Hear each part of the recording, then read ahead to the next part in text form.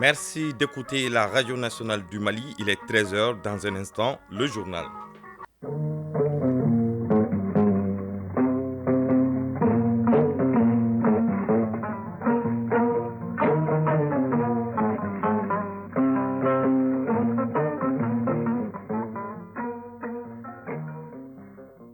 Le journal Bemba Sibi. Bonjour et bienvenue dans cette édition mise en onde par Alimata Ouattara. La mise en ligne est assurée par Marcel Tessougué. Tout de suite, les titres. Le président de la transition vient d'inaugurer à Sanangoroba le complexe agro-industriel de la société Sedou Diogo Awa et d'un investissement de plus de 14 milliards de francs CFA. Le complexe abrite 3 unités de production. Nous en parlons dès le début de ce journal. Et à Sikasso, le Centre national d'appui à la santé animale renforce les capacités des acteurs de la chaîne de valeur lait sur les techniques de prévention des risques d'introduction ou de propagation d'organismes infectieux au sein des populations et des exploitations laitières. La chronique initiative citoyenne de ce mardi nous amène à Niafunke dans la région de Tombouctou pour parler des femmes transformatrices de la localité. Ces dames ont assuré leur autonomie depuis des décennies à travers cette activité. En sport, nous allons parler du tournoi de montée en Ligue 1. Si l'avant-dernière journée s'annonce déterminante dans la poule A, les étoiles du Mandé ont validé leur ticket pour la Ligue 1 dans la poule B. Le résumé de toute l'actualité sportive, c'est avec Siragatou Sissi. Mesdames et messieurs, bonjour et bienvenue dans ce journal. Je vous l'annonce donc, le président de la transition, le colonel Assimi Goïta, a procédé ce matin à l'inauguration du complexe agro-industriel de l'ancien international de football Seydou Keita à Sanangoroba. C'est un investissement de plus de 14 milliards de francs CFA avec comme objectif la création de 400 emplois directs et plus de 10 000 emplois indirects. Le complexe industriel est composé de 6 unités, c'est-à-dire une usine de beurre de karité d'une capacité de 100 tonnes par jour, une raffinerie de 30 000 litres par jour, une huilerie, une usine d'aliments bétail de 120 tonnes par jour, une unité d'emballage de bidons plutôt, et une savonnerie. Selon le PDG Seydou Keita, ce complexe est certainement l'un des plus grands projets d'industrie agro-business de ces derniers temps. Le reportage de nos envoyés spéciaux à suivre dans nos prochaines éditions. Les acteurs à la base des projets partenaires du secrétariat de concertation des organisations non gouvernementales maliennes suivent une session de formation de 5 jours. Ils doivent maîtriser les techniques de reforestation et de gestion durable des terres et des eaux. La session est organisée par les responsables du projet Benkadi en partenariat avec le Centre de recherche agronomique. L'objectif est de limiter les risques liés aux effets des changements climatiques. Le reportage de Batraouli. Dans les pays du Sahel, l'écosystème est de nos jours marqué par les effets du changement climatique et le secteur de l'agriculture est le plus affecté. C'est pourquoi SECO ONG, c'est-à-dire le secrétariat de concertation des organisations non gouvernementales maliennes à travers le programme Bengadi Projet, apporte sa contribution. Ainsi, une session de renforcement des capacités est organisée à l'intention des animateurs à la base des projets partenaires. Ils doivent s'approprier les techniques de reforestation et de gestion durable des terres et des eaux. Mori Moussa Konaté, président par intérim du SECO ONG. Cette session de formation va durer 5 jours. La reforestation, les techniques de gestion durable des terres et des eaux. Par rapport à la reforestation, nous avons les modules de reboisement, mais aussi de régénération naturelle, assistée, la RNA, que nous allons développer auprès des populations. Par rapport à la GDT, c'est des techniques de conservation et de défense des eaux et des sols. Nous mettons en œuvre depuis 2021 un programme de renforcement des capacités des players dans le domaine des changements climatiques qu'on a appelé Bengadi, qui prévoit de capaciter les communautés à la base pour faire face aux aléas du climat, notamment pour mieux s'adapter au changement climatique, approprié à leur activité agricole. La session regroupe les responsables de 6 ONG partenaires implantées dans 24 communes du Mali. Formation toujours, cette fois-ci en troisième région où c'est le Centre national d'appui à la santé animale qui renforce les capacités techniques et pratiques des acteurs de la chaîne de valeur lait sur les mesures de biosécurité en élevage. Il s'agit d'une technique de prévention des risques d'introduction ou de propagation d'organismes infectieux au sein des populations et des exploitations laitières. La session s'inscrit dans le cadre d'une convention de partenariat entre le centre et le projet de développement durable des exploitations pastorales au Sahel Mali. Compte rendu Moussokoro Sirimi. Comment renforcer la résilience des agroéleveurs, des unités de transformation et des centres de collecte de lait sur les mesures de biosécurité? C'est la principale thématique au centre de cet atelier de formation axé sur l'entretien des fermes laitières, le transport et le stockage du lait, ainsi que son traitement après transformation. Soumaïla Santara, formateur. Avec les mesures de biosécurité, on va sans traiter, sans injecter, sans donner de comprimés, on va leur donner des orientations qui leur permettent d'éviter les maladies.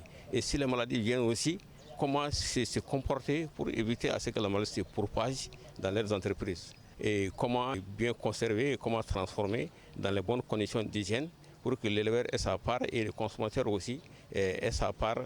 Sidi Mokhtar Agzié, directeur régional des services vétérinaires par intérim de Sikasso. À travers le lait, 75% des maladies zoonotiques viennent des animaux. Ça va nous permettre de lutter bien contre les maladies zoonotiques telles que la tuberculose bovine, la brucellose et autres. Région d'élevage par excellence, Sikasso abrite plus d'1,8 million têtes de bovins et près d'1,5 million de petits ruminants, selon les données de la Direction régionale des productions et des industries animales. Ces acteurs doivent donc veiller à l'adoption des pratiques de gestion de la santé des consommateurs pour réduire les risques d'introduction et de propagation des maladies au sein de leurs exploitations. Dr Mamadou Kamara, directeur du Centre national d'appui à la santé animale. De nos jours, cette méthode de lutte pour le contrôle des agents pathogènes est un choix crédible et peu onéreux au regard de l'accès difficile aux soins vétérinaires et de la résistance des agents pathogènes aux antimicrobiens. Cela a pour conséquence directe l'emploi abusif des antibiotiques et de l'automédication. De renforcer la résilience des agroéleveurs contre les maladies, les intérêts des marchands ainsi que la santé des consommateurs. La session qui dure 5 jours cible 25 acteurs de la chaîne de valeur lait. Des participants qui seront dotés à la fin de la formation d'équipements et de matériel de biosécurité. Elle bénéficie du soutien du PDDEPS Mali, le projet de développement durable des exploitations pastorales au Sahel. Sikasso, Mzokora Sereme et Taïrou Konate pour l'ORTM. Le commissariat de Sang vient de démanteler un réseau de braqueurs. C'est le résultat d'une enquête menée après 2 assassinats ciblés. Ils sont 7 jeunes, dont 6 braqueurs et un receleur. Ils sont âgés de 18 à 29 ans et avaient en leur possession 2 pistolets, des motos Jakarta, des téléphones portables et plusieurs autres matériels volés. Leur cible, les boutiques, les kiosques de transfert d'argent et autres commerces. De Sang, la correspondance de Drissa Kouni. Tous des récidivistes, ils sont 6 jeunes âgés de 18 à 29 ans avec leurs receleurs qui viennent d'être épinglés par la police de Sang.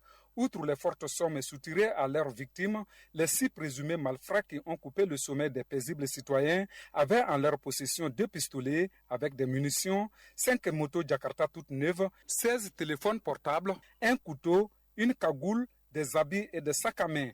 Commissaire principal Laranfia Keita, chargé du commissariat de la commune urbaine de Sang. Ils opèrent avec un gourdin, avec des pistolets de fabrication artisanale améliorés. Quand ils viennent derrière toi, ils te tapent au niveau de l'encéphale ou bien au niveau de la nuque. Et une fois assommés, ils emportent tout et te dépouillent de tous les biens. Ceux qui sont au niveau des boutiques, ils viennent de façon cagoulée. Ils te braquent pour emporter tout ce que tu as. Ils sont souvent 2 sur moto, 3 sur moto et des guetteurs. Donc c'est bien planifié. Il y a bientôt 3 mois de cela qu'ils sont en train de se livrer à ça. Leur cible, les quincailleries, les kiosques Orange Monnaie et autres commerçants. Ils opèrent des jours comme des nuits. Il y a eu 2 semaines de cela des assassinats ciblés et juste après le passage de la police, 30 minutes après, un boutiquier a été kidnappé et un autre qui a été encerclé au niveau de sa famille. Quand il voudrait recharger son compteur, nous avons dit que trop c'est trop. Et avec ça, avec l'apport de la population, comme je l'ai si bien dit, avec le partage d'expérience aussi, nous avons pu procéder à un traçage des téléphones. Et en tout cas, suivre aussi ceux qui venaient d'être libérés de la prison, qui se livrent à des pratiques de ce genre. Et Dieu merci, nous n'avons pas raté nos cibles. Tout en félicitant cette prouesse, la direction régionale de la police de San a exhorté la population à plus de collaboration. Commissaire divisionnaire Ibrahim Khalil Sidibé, directeur régional adjoint de la police de San. J'exhorte la population à plus de collaboration. Sans elle, on ne peut rien faire. C'est avec la population que nous serons efficaces. Et c'est le fruit de la coopération de cette population. Et de les rassurer que l'information sera anonyme. En 10 mois, le commissariat de San est à son 3e coup de filet. San, Drissa Kone et Sedou Kamena pour le RTM. L'association de lutte contre la toxicomanie féminine et juvénile au Mali a un nouveau siège. L'inauguration a eu lieu le week-end dernier en commémoration de la journée internationale de lutte contre l'abus et le trafic illicite de drogue. Prévenir et réduire les risques de consommation abusive de drogue a été le sujet au cœur des échanges avec la population de Mourbabougou lors de cette cérémonie d'inauguration. Le point avec Awa Adaman Koulibaly. La première bouffée, c'est déjà la bouffée de trop. La consommation de la drogue est aujourd'hui un fléau universel. Aucun adolescent ou jeune n'est à l'abri car les produits sont à portée de main. Des stimulants aux opiacés en passant par le cannabis et les hallucinogènes. Informer, sensibiliser et accompagner sont les outils adoptés par l'Association de lutte contre la toxicomanie féminine et juvénile ATOFJU pour réduire les risques de consommation abusive de la drogue. Traoré Astan Traoré, présidente de l'ATOFJU Mali. De réduire de façon maximale la consommation de la drogue par les jeunes et les femmes. On veut aussi accompagner les toxicodépendants. Parce qu'aujourd'hui, les recherches ont montré qu'on ne doit pas réprimer un consommateur de drogue. On doit l'accompagner parce que la toxicomanie, c'est une maladie. Donc, on doit poser des diagnostics. C'est pour changer les lois, pour qu'on puisse vraiment aider. Parce qu'aujourd'hui, les lois du Mali répriment les consommateurs de drogue, alors qu'on doit les accompagner. Médecin colonel Ismaël Makalou, secrétaire permanent de la mission interministérielle de la lutte contre la drogue. Chaque jour, nous voyons de plus en plus les dégâts causés quand même par la drogue. Au niveau des structures, de plus en plus, les jeunes s'adonnent à cela et il faudrait quand même mettre fin à cela. Sinon, les jeunes qui sont l'avenir de demain, si déjà ils sont atteints sur le plan sanitaire, sur le plan social, c'est pas bon pour le pays. Pour venir à bout de ces substances nuisibles, compromettant l'avenir de la jeunesse, l'apport de chacun est nécessaire. La population de Mouribabougou est prête à jouer sa partition auprès de l'association, sa dorénavante voisine. Nousseri Konaté, premier vice-président du CNJ de Mouribabougou. C'est un fléau vraiment qui touche énormément à cette jeunesse aujourd'hui. Maintenant, si on a un appui qui vient nous renforcer, vraiment on ne peut que souhaiter la bienvenue et on restera vraiment à leur côté dans tous les nécessaires.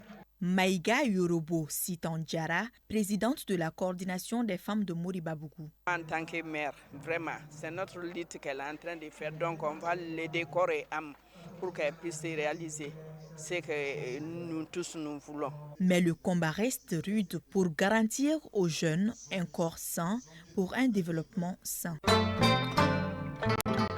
À présent, quelques nouvelles hors de nos frontières. Tout d'abord en Mauritanie, où le président Mohamed Ould Ghazouani vient d'être réélu pour un second mandat avec 56,1% des voix du scrutin présidentiel. L'annonce a été faite hier par la commission électorale du pays. Son principal opposant, Biram Da Abey, un militant anti-esclavagiste, quant à lui, a obtenu 22,1% des voix. La Cour constitutionnelle du pays va maintenant examiner le nombre de voix et annoncer les résultats définitifs sans donner le jour exact. Au Kenya, une nouvelle journée de mobilisation anti-gouvernementale se prépare aujourd'hui.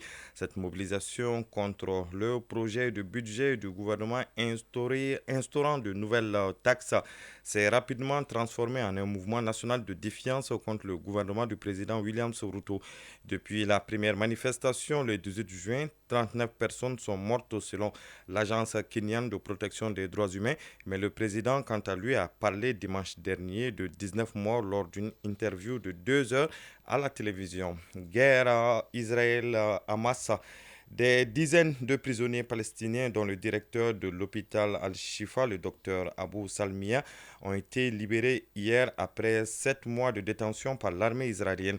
Il accuse Israël de torture lors de sa détention et dit avoir subi une fracture au pouce. Le service de renseignement intérieur israélien a communiqué avoir été avec l'armée chargée de libérer des dizaines de prisonniers afin de libérer des places dans les centres de détention.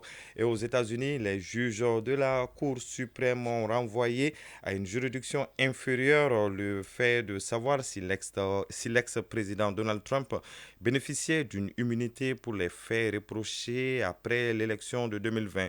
Cette décision a été publiée hier. Cela pourrait retarder encore la perspective d'un procès sur l'assaut contre le Capitole avant l'élection présidentielle de novembre prochain. À 13h passées de 16 minutes à présent, place à la page sport de cette édition.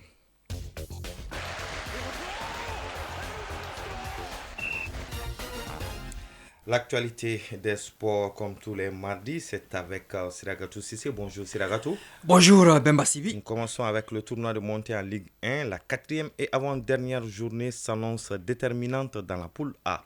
Oui, à suivre à 16h au stade Salif Keita Domingo de Kati, centre Malano Berge de Mopti et les FC, et à 18h, Sigi de Kai Avenue AC de Tombouctou. Le leader FC Diarra est exempté. Il pourrait monter en Ligue 1 dès ce soir en cas de nul ou de défaite de ses poursuivants, à savoir le centre Malano Belge 3 points, le Sigi de Kai 3 points et Eliwi FC 3 points. L'Avenue AC de Tombouctou, lui, est 5e avec 0 points. Dans la poule B, les étoiles du Mandé ont validé leur billet pour la Ligue 1 la saison prochaine. Le représentant de la Ligue régionale de Koulikoro, 9 points, 3 matchs, 3 victoires, a survolé les débats du groupe B. Les Mandékas ont marqué 4 buts pour 0 but encaissé. Après plusieurs tentatives, 2004 a été la bonne pour les étoiles du Mandé. Cette académie de football, fondée en 2015, forme et continue de former. La preuve, plusieurs internationaux cadets et juniors ont effectué leurs premières armes aux étoiles du Mandé. Euro 2024 fin ce mardi des 8e de finale. À 16h, Roumanie et Pays-Bas, et à 19h, Autriche et Turquie. Les vainqueurs de ces deux matchs s'affrontent en quart de finale. Hier, la France a battu la Belgique 1-0 et validé son ticket pour les quarts. Elle aura comme adversaire le Portugal, tombeur de la Slovénie, au tir au but 3-0. Le score à l'issue du temps réglementaire et des prolongations était de 0-0. À noter le rendez-vous des autres quarts de finale, Espagne, Allemagne et Angleterre, Suisse. Football toujours un Siragatou avec cette fois-ci la Copa América 2024. Le groupe C a livré hier s'est qualifié pour les quarts de finale. Il s'agit de l'Uruguay 9 points et de Panama 6 points. L'Uruguay a disposé 1-0 des États-Unis et le Panama a terrassé la Bolivie 3-1. À cette Copa América, les quarts de finale débutent ce vendredi avec Argentine-Équateur suivi samedi de Venezuela-Canada. On change de discipline pour parler de Tour de France cycliste. L'Érythréen Binyam Girmay a remporté hier la 3e étape et cette victoire est entrée dans les annales. Jour mémorable ce lundi 1er juillet 2024 pour l'Afrique et l'Érythrée. En 111 ans d'histoire du Tour de France, le cyclisme, Binyam Girmay gagne l'étape Plaisance-Turin sur le sol italien, longue de 230,8 km. L'enfant d'Asmara, 24 ans, devient le premier cycliste africain noir à remporter une étape du Tour de France au sprint. Je remercie ma famille, mon épouse, tous les Érythréens et les Africains, a déclaré Binyam Girmay très ému.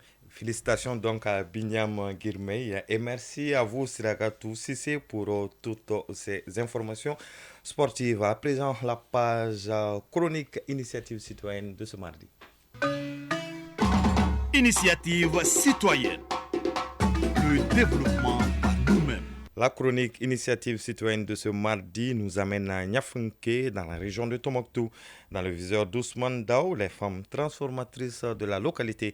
Depuis plus d'une décennie, elles ont fait de la transformation des produits du terroir leur source de revenus. Ces dames font du riz étuvé, du jus de balantinaise, en passant par la fabrication de savon. Découvrons cette association de femmes de Niafunke avec Ousmane Dao et le concours de Nadim Baba Sissi depuis Tombouctou.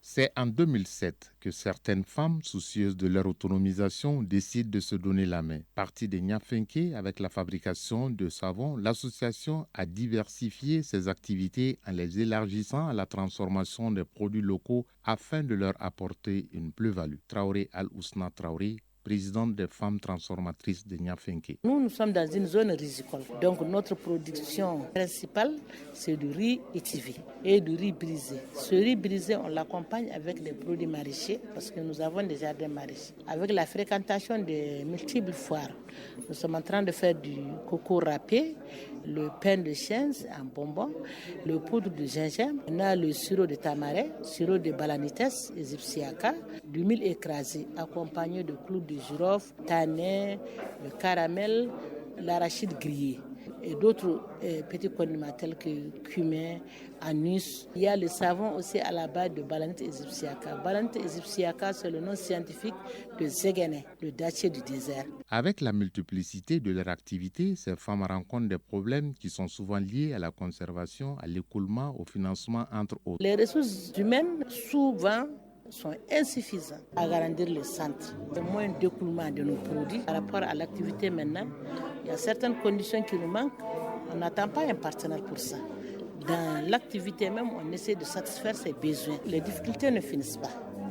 Dans toute activité, il y a des difficultés. Quand on vise un objectif, il faut se créer une stratégie de travail. Maintenant, il y a certaines difficultés qu'on peut satisfaire, même si ce n'est pas à 100%. Pour avoir une visibilité et permettre la valorisation de la production agroalimentaire, afin de permettre l'autonomisation des femmes, les solutions ne manquent pas pour ces femmes. Traoré Al-Ousna Traoré, présidente des femmes transformatrices de Niafunke. Lancer un œil sur la transformation agroalimentaire. Il ne faut pas qu'on le minimise parce que ça se consomme. Si on consomme, on parle de la santé. Donc, de la manière dont on a des appuis pour l'éducation, pour la santé, il faut qu'on pense à appuyer aussi l'agroalimentaire. Et pour encourager aussi l'économie locale. On a beaucoup de partenaires qui payent des choses à nos enfants. Nous, transformatrices, nous faisons de la farine enrichie infantile qui sert. Si on les paye avec nous, transformatrices, les ressources reviennent à la commune. Ça encourage aussi les transformatrices, ça agrandit leurs unités. En attendant, elle souhaite l'implication de tout le monde pour une meilleure vulgarisation des produits made in Mali. Toutes choses qui pourront soutenir l'économie locale et assurer un développement harmonieux des femmes et des enfants. Le rappel de cette nouvelle avant de boucler ce journal, le président de la transition, le colonel Assimi Goïta, a procédé ce matin à l'inauguration du complexe agro-industriel de l'ancien international Sédou Keita à Sanangoroba. C'est un investissement d'une valeur de 14 milliards de francs CFA avec comme objectif la création de 400 emplois directs et plus de 10 000 emplois indirects. Le complexe industriel est composé de 6 unités, c'est-à-dire une usine de beurre de karité d'une capacité de 100 tonnes par jour, une raffinerie de 30 000 litres d'huile par jour, une huilerie, une usine d'aliments bétail de 120 tonnes par jour, une unité d'emballage de béton et une savonnerie. Selon le PDG Seydou Keita, ce complexe est certainement l'un des plus grands projets d'industrie agroalimentaire de ces derniers temps. Le reportage de nos envoyés spéciaux à suivre dans nos prochaines éditions. À 13h passées de 23 minutes, prend donc fin ce journal qui vous a été présenté par Bemba Sibi, mise en onde Alimata Ouattara. La mise en ligne a été assurée par Marcel Tessouké, une réalisation de Soumaou Aïdara, coordination Ousmane Daou. Merci de l'avoir suivi et passé d'excellents moments en compagnie du programme de la Radio nationale du Mali.